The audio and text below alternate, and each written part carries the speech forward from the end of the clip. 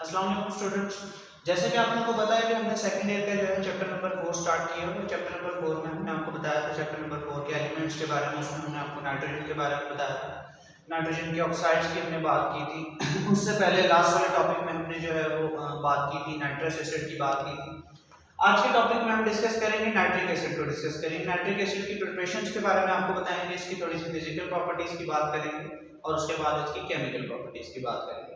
तो स्टार्ट करते हैं with the preparation of nitric acid. अगर आपने नाइट्रिक एसिड को जो है लैब में प्रिपेयर करना है तो आप पोटेशियम नाइट्रेट और सल्फ्यूरिक एसिड को हीट करें तो आपको जो है यहाँ पर नाइट्रिक एसिड मिल जाएगा। और उसके अलावा अगर आपने नाइट्रिक एसिड को जो है वो इंडस्ट्रियल प्रिपेयर करना है तो इंडस्ट्रियली प्रिपेयर करने के लिए हमारे पास जो है एक प्रोसेस है जो हमें ब्रिकलैंड और एडिस ने दिया था, तो इसलिए हम इसे ब्रिकलैंड एंड एडिस प्रोसेस भी कहते हैं।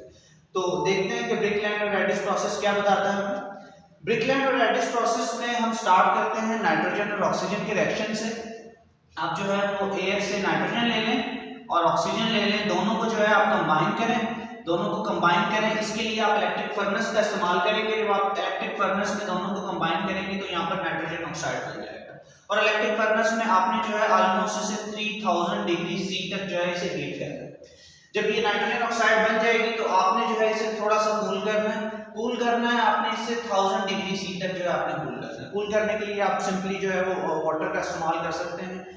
और जैसे ही आप इसे कूलर में वाटर के साथ टच में लेकर आएंगे ना इन गैसेस को, तो वहां से जो वाटर को ये स्टीम में कन्वर्ट कर देंगे और स्टीम को जो है आप यूजफुल पर्पसेस के लिए इस्तेमाल कर सकते हैं। इससे आप इलेक्ट्रिसिटी जनरेट कर सकते हैं अपनी इंडस्ट्री की जो है वो इलेक्ट्रिसिटी की रिक्वायरमेंट को पूरा करने के लिए।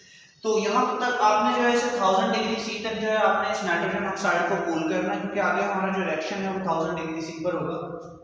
उसके बाद आप इसे लेकर आए, नाइट्रोजन ऑक्साइड को लेकर आए ऑक्सीडाइजिंग चैम्बर पे लेकर आए आप नाइट्रोजन ऑक्साइड की ऑक्सीडेशन करवाएं, तो ये जो है नाइट्रोजन डाइऑक्साइड में कन्वर्ट हो जाएगी। इस नाइट्रोजन डाइऑक्साइड को जो है आप लेकर आए अब्जॉर्प्शन टावर में लेकर आए।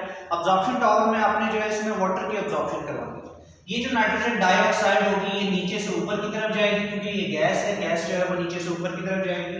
यहाँ से जो है वाटर को शावर करें, वाटर जो है वो ऊपर से नीचे की तरफ आएगा। वाटर और नाइट्रोजन डाइऑक्साइड आपस में मिलकर जो है वो बना लेंगी नाइट्रिक एसिड बना लेंगी।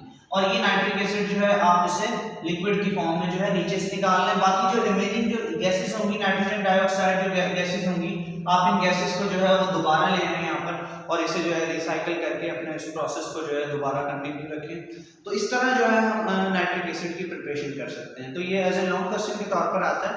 तो लॉन्ग क्वेश्चन के तौर पर आएगा तो आप लोगों ने जो है ये डायग्राम भी बनानी है। इसमें जो रिएक्शन मैंने भी आपको बताया कि पहले जो है वो 3000 डिग्री सी पर नाइट्रोजन ऑक्साइड बनता है, फिर नाइट्रोजन डाइऑक्साइड बनता है, फिर आप अब्जॉर्प्शन टावर में लेकर आए तो नाइट्रिक एसिड बनता है, नाइट्रस एसिड भी बनता है साथ। तो आप नाइट्रस एसिड की दोबारा ऑक्सीडेशन करवाएं, इसे जो है आप नाइट्रिक एसिड में कन्वर्ट कर लें। तो ये इसके रिएक्शंस हैं और इसकी जो है आपने डायग्राम भी बनानी है। एज ए लॉन्ग क्वेश्चन के तौर पर आप लोगों ने इसे प्रिपेयर करना। आगे चलते हैं, इसकी फिजिकल प्रॉपर्टीज की बात करते हैं, फिर केमिकल प्रॉपर्टीज की बात करेंगे।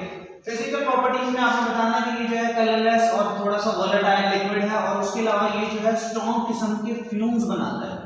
What do you mean by fumes? आप जो है अगर इसे नाइट्रोजन डाइऑक्साइड के साथ मिक्स करें ना तो वहां से जो है बड़े स्ट्रॉन्ग किस्म के जो है फ्यूम्स निकलते हैं और वो फ्यूम्स अगर कोई इंसान इनहेल कर ले जो है वो तो उसे अनकॉन्शियस हो जाता है। तो इसीलिए जो है जब हम इसके एक्सपेरिमेंट करते हैं तो अपनी जो है वो आप नोज वगैरह को कवर रखते हैं, क्योंकि इससे जो निकलने वाले फ्यूम्स हैं बड़े स्ट्रॉन्ग किस्म के फ्यूम्स होते हैं अगर आप कंसंट्रेटेड नाइट्रिक एसिड यूज कर रहे हैं। तो यहाँ से एक्सरसाइज से भी शॉर्ट क्वेश्चन आता है, what do you mean by fuming of nitric acid? तो आप बताएंगे कि नाइट्रिक एसिड जो है वो नाइट्रोजन डाइऑक्साइड के साथ मिलकर जो है बड़े स्ट्रॉन्ग किस्म के फ्यूम्स बनाता है, तो इसलिए इसे हम कहते हैं फ्यूमिंग ऑफ नाइट्रिक एसिड कहते हैं। उसके अलावा इन फ्यूम्स की जो स्मेल जो होती है ना, बड़ी पंजेंट सी स्मेल होती है नाइट्रिक एसिड की। अपनी भी अगर आप कंसंट्रेटेड लेंगे उसे स्मेल करेंगे तो उसकी जो है बड़ी चुभने वाली पंजेंट सी स्मेल होती है। इसकी जो स्पेसिफिक ग्रेविटी होती है 15 डिग्री सी पर 1.53 होती है। What do you mean by specific gravity? Specific gravity होती है comparison of density of water with any other substance. आप वाटर की डेंसिटी का और किसी एक सब्सटेंस की डेंसिटी का जो कंपैरिजन है उसे जो है हम कहते हैं स्पेसिफिक ग्रेविटी कहते हैं। अगर इसकी स्पेसिफिक ग्रेविटी जो है वो 1.5 है तो इसका मतलब है कि इसकी जो डेंसिटी है वो वाटर की डेंसिटी से 1.5 टाइम्स जो है वो ज्यादा है। लेट मी पुट दीस वैल्यूज। अगर आप यहाँ पर स्पेसिफिक ग्रेविटी की वैल्यू पुट करेंगे और यहाँ पर जो है आप वाटर की डेंसिटी के साथ इधर लाकर इसे मल्टीप्लाई करेंगे तो एनी अदर सब्सटेंस की जो डेंसिटी है वो आपके सामने आ जाएगी कि इसकी जो डेंसिटी है वो वाटर की डेंसिटी के मुकाबले में 1.5 टाइम्स जो है वो ज्यादा है। तो ये होती है स्पेसिफिक ग्रेविटी। तो ये जो है कुछ इसकी फिजिकल प्रॉपर्टीज हैं। आगे चलते हैं इसकी केमिकल प्रॉपर्टीज की तरफ चलते हैं। केमिकल प्रॉपर्टीज में अगर आप इसे हीट करें रूम टेम्परेचर पर भी आप इसे रखें तो ये जो है डीकंपोज हो जाता है। यहाँ से जो है वो ऑक्सीजन रिलीज होती है, नाइट्रोजन डाइऑक्साइड बनता है, वाटर बनता है। और ये जो ऑक्सीजन है आपके किसी भी रिएक्शन में जो है वो आप इसे यूज करें तो ये ऑक्सीडाइजिंग एजेंट के तौर पर काम करता है, क्योंकि ये जो है ऑक्सीजन रिलीज कर रहा होता है। आगे हम इसके जितने भी रिएक्शन पढ़ेंगे तो वहां पर जो है इसकी ऑक्सीडाइजिंग प्रॉपर्टीज पर डिस्कस करेंगे, कैसे जो है ये सामने वाले को ऑक्सीडाइज कर देता है। तो पहले हम डिस्कस करते हैं विद रिएक्शन ऑफ बेसिस। आपको पता है कि ये एसिड है तो ये बेस के साथ रिएक्ट करके क्या बनाएगा, साल्ट और वाटर बनाएगा।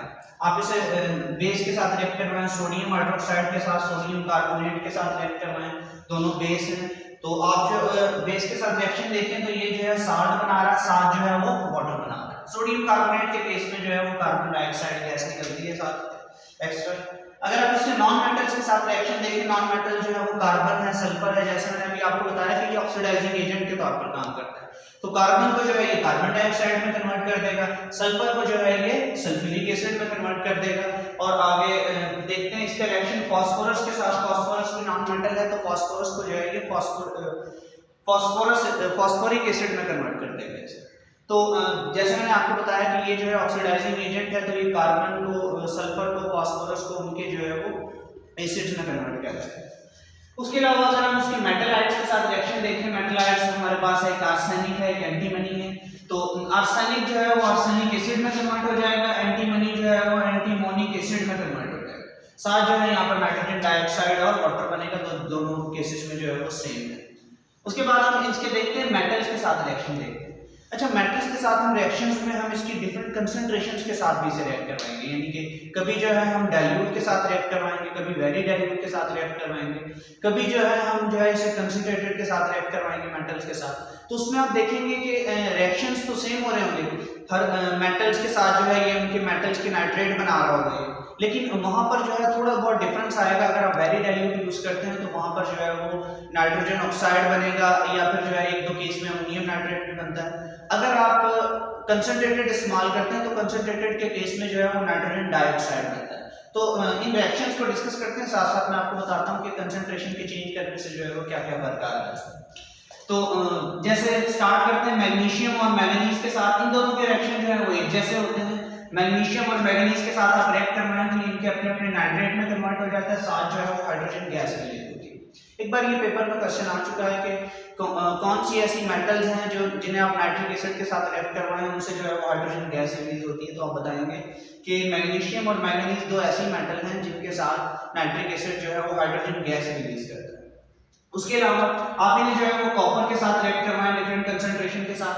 आप देखेंगे कॉपर के साथ रिएक्शन में जो है दोनों केसेस में जो है कॉपर नाइट्रेट बना रहा है, लेकिन यहाँ पर फर्क यहाँ पर आएगा, अगर आप डाइल्यूट नाइट्रिक एसिड इस्तेमाल कर रहे हैं तो नाइट्रोजन ऑक्साइड बनेगा, और अगर आप कंसंट्रेटेड नाइट्रिक एसिड यूज कर रहे हैं तो उस केस में जो है वो नाइट्रोजन डाइऑक्साइड बनेगा। ये बात मैंने आपको जब नाइट्रोजन डाइऑक्साइड और नाइट्रोजन ऑक्साइड की प्रिपरेशंस हो रही थी तब भी मैंने आपको बताया था कि अगर आप डाइल्यूट इस्तेमाल करेंगे तब जो है वो नाइट्रस ऑक्साइड नाइट्रोजन ऑक्साइड बनेगा, और अगर आप कंसंट्रेटेड इस्तेमाल करेंगे तो वहां पर जो है वो नाइट्रोजन डाइऑक्साइड बनेगा। तो ये बात आपने माइंड में रखनी है, आगे चलेगी। उसके अलावा हम जो है मर्करी के साथ देखते हैं इसकी डिफरेंट कंसंट्रेशन के साथ रिएक्शन। अगर आप डाइल्यूट नाइट्रिक एसिड के साथ रिएक्ट करवाते हैं तो मर्करी के नाइट्रेट बनता है, साथ साथ जो है वो नाइट्रोजन ऑक्साइड बनता है, नाइट्रोजन डाइऑक्साइड बनेगा, कंसंट्रेटेड के केस में बनेगा। तो ये बिल्कुल सेम ही है जैसे ऊपर वाला रिएक्शन है। उसके अलावा आप जो है इसे सिल्वर के साथ रिएक्ट करवाएं तो यहाँ पर आपने डाइल्यूट नाइट्रिक एसिड इस्तेमाल किया है तो आप देख सकते हैं, तो यहाँ पर जो है वो नाइट्रोजन ऑक्साइड बनेगा। सिल्वर को जो है ये सिल्वर के नाइट्रेट में कन्वर्ट करते हैं। उसके बाद जो है हम इसे टिन के साथ देखते हैं कि कैसे रिएक्ट करता है। टिन के साथ जब आप डाइल्यूट के साथ रिएक्ट करवाएंगे और कंसंट्रेटेड के साथ रिएक्ट करवाएंगे तो यहाँ पर थोड़ा सा एक्सेप्शनल केस है, यहाँ पर प्रोडक्ट भी डिफरेंट बनेगी। तो जब आप डाइल्यूट नाइट्रिक एसिड के साथ रिएक्ट करवाएंगे तो ये जो है वो स्टर्नस नाइट्रेट बनाएगा, और उसके अलावा अगर आप कंसंट्रेटेड नाइट्रिक एसिड के साथ रिएक्ट करवाएंगे तो ये जो है वो उसके एसिड में कन्वर्ट कर देगा। इस केस में पहले वाले केस में डाइल्यूट के केस में अमोनियम नाइट्रेट बनेगा, और कंसंट्रेटेड के केस में जैसे मैंने आपको बताया था कि यहाँ पर नाइट्रोजन डाइऑक्साइड गैस है, क्योंकि बाकी आप देख लिया वाटर जो है सब में सेम ही आ रहा है सब रिएक्शन में। उसके बाद देखते हैं कि ये जिंक के साथ जो है वो कैसे रिएक्ट करता है। अगर आप जिंक के साथ रिएक्ट करवाएं, सिर्फ वेरी डाइल्यूट रखें नाइट्रिक एसिड को, तो इस केस में जो है वो अमोनियम नाइट्रेट है। थोड़ी सी कंसंट्रेशन बढ़ा दें, डाइल्यूट यूज करें, तो यहाँ पर नाइट्रस ऑक्साइड बनेगा। और अगर आप थोड़ी सी और कंसंट्रेशन बढ़ाएंगे तो नाइट्रोजन ऑक्साइड बनेगा, और अगर आप कंसंट्रेटेड इस्तेमाल करेंगे तो वहां पर जो है वो नाइट्रोजन डाइऑक्साइड बनेगा। बाकी आप देख सकते हैं जिंक के जो है जिंक नाइट्रेट में कन्वर्ट होगा, साथ जो है वो वाटर बनेगा। तो इन सारे रिएक्शंस को देखकर डरने की जरूरत नहीं है आपको। यहाँ पर जो है वो काफी सारे रिएक्शंस जो है वो सेम ही हैं, सिर्फ आपने ये चेक करना है कि कंसंट्रेशन जो है वो कितनी है इसकी। जी, अब हम नाइट्रिक एसिड के रिएक्शन देखते हैं। नाइट्रिक एसिड के रिएक्शन विद रिड्यूसिंग एजेंट्स के साथ किस तरह रिएक्ट करता है। रिड्यूसिंग एजेंट्स में हम बात करेंगे फेरस सल्फेट और H2SO4 के मिक्सचर की। फेरस सल्फेट और H2SO4 का जो मिक्सचर है ये जो है स्ट्रांगली रिड्यूसिंग एजेंट के तौर पर काम करता है। और आपको पता है कि रिड्यूसिंग एजेंट जो है वो सामने वाले को तो रिड्यूस कर देता है लेकिन खुद ऑक्सीडाइज हो जाता है। तो इस केस में अगर आप देखें तो फेरस सल्फेट जब नाइट्रिक एसिड के साथ रिएक्ट करता है तो खुद जो है ये फेरिक सल्फेट में कन्वर्ट हो जाता है। इस केस पहले फेरस सल्फेट में इसकी ऑक्सीडेशन स्टेट जो है +2 होती है, और इस केस में जो इसकी ऑक्सीडेशन स्टेट जो है वो +3 हो जाती है। तो ये फेरस सल्फेट है, इसे आप कहेंगे फेरिक सल्फेट।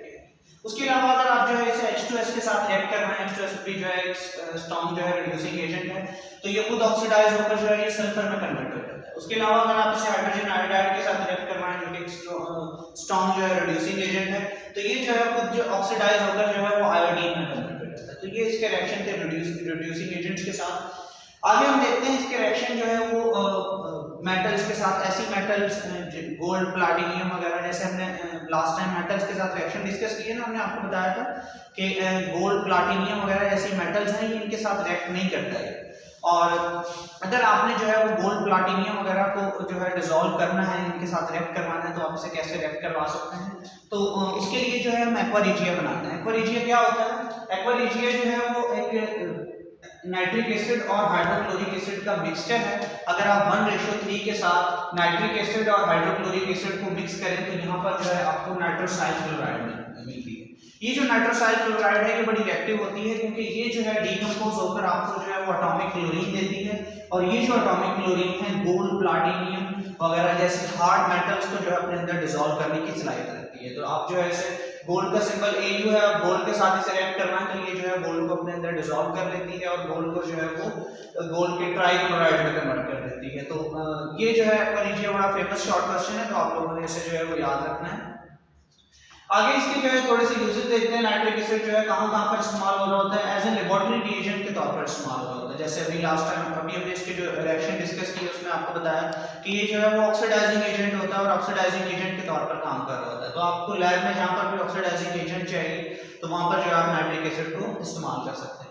उसके अलावा जो है ये नाइट्रोजीनियस फर्टिलाइजर्स बनाने के लिए इस्तेमाल होता है। हमने चैप्टर नंबर 15 में नाइट्रोजीनियस फर्टिलाइजर्स की बात की, तो वहाँ पर आपने देखा कि नाइट्रिक एसिड भी जो है एज ए फर्टिलाइजर के तौर पर इस्तेमाल होता है, क्योंकि आपको ये 82-83% नाइट्रोजन दे रहा होता है। उसके अलावा जो है ये आगे यूरिया बनाने के लिए इस्तेमाल होता है, अमोनियम नाइट्रेट बनाने के लिए इस्तेमाल होता है। तो ऑलमोस्ट सारी नाइट्रोजीनियस फर्टिलाइजर बनाने के लिए आप जो है इसे इस्तेमाल करते हैं नाइट्रिक एसिड को।